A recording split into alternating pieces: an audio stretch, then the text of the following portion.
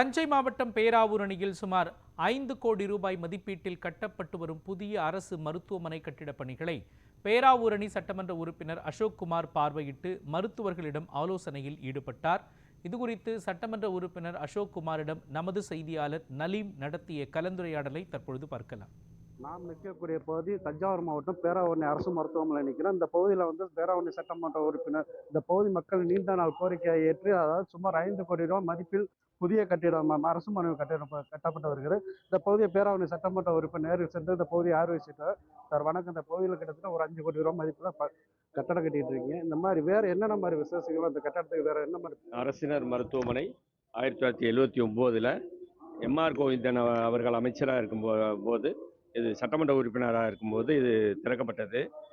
அப்பொழுது பேராவூருடைய வியாபாரி சங்க தலைவர் வேலாயுதன் செட்டியார் அவர்களுடைய தலைமையில் திறக்கப்பட்டது. காமராஜ் மருத்துவமனை என்ற பெயரில் இந்த மருத்துவமனை இயங்கி வருகிறது. இது கிட்டத்தட்ட ஒரு 56 வருடங்கள் ஆகிவிட்டதனால் இதுக்கு புதிய கட்டிடம் 5 கோடி ரூபாய்க்கு நமது தமிழக முதல்வர் மாண்புமிகு முதலமைச்சர் அவர்கள், மரியாதைக்குரிய மாண்புமிகு மு க ஸ்டாலின் அவர்கள் இதனுடைய கட்டிடத்தினுடைய நிலைமையை அறிந்து உடனடியாக 5 கோடிக்கு கட்டிடம் கொடுத்திருக்கின்றார்கள். மரியாதைக்குரிய மருத்துவத்துறை அமைச்சர் மா சுப்பிரமணியன் அவர்கள் இதை 120 பெட்டுகள் கொண்ட ஆஸ்பத்திரியா மாற்றணும்னு கோரிக்கை வைத்திருக்கிறோம். 120 பெட்டு கொண்ட ஆஸ்பத்திரியா தேவைப்படும் பொழுது இப்போ 1+2 கட்டடம் முடிவடையும் தருவாயில் இருக்குது. பிப்ரவரி மாதம் வேலை முடிஞ்சிடும் அந்த புது கட்டடம். இன்னும் ஒரு 3வது மாடி ஒரு ஃப்ளோர் கேட்டிருக்காங்க. படுக்கை வசதிகள் இன்னும் அதிகப்படுத்த வேண்டும் என்றும் கோரிக்கை வைத்திருக்கின்றார்கள். லிப்ட் வசதி கேட்டிருக்கின்றார்கள். லிப்ட்டுக்கும் அதுக்குள்ள அந்த இது கட்டடத்தில் அதற்குரிய பகுதி ஒதுக்கப்பட்டிருக்கிறது.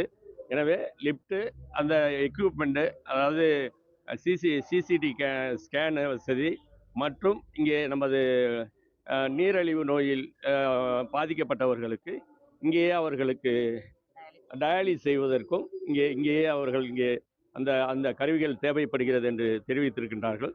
அதையெல்லாம் நமது முதலமைச்சர் அவர்களிடமும் துணை முதலமைச்சர் அவர்களிடம் நமது மருத்துவத்துறை அமைச்சர் மரியாதைக்குரிய மாண்புமிகு மா சுப்பிரமணியன் அவர்களிடமும் கோரிக்கை வைத்திருக்கின்றேன். கடற்கரை சாலையில்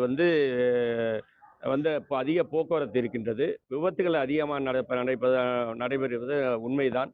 அதற்கு நமது மல்லிப்பட்டினத்திலேயோ அல்லது செந்தலையிலேயோ ஆரம்ப சுகாதார நிலையம் ஒன்று வேண்டும் என்று கேட்டிருக்கின்றோம்.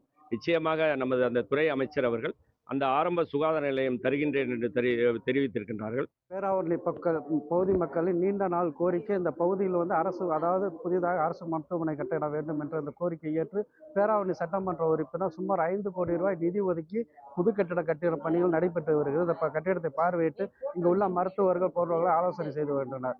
நியூஸ் 7 தமிழ் செய்திகளுக்காக பட்டுக்கோட்டையிலிருந்து நலீம்.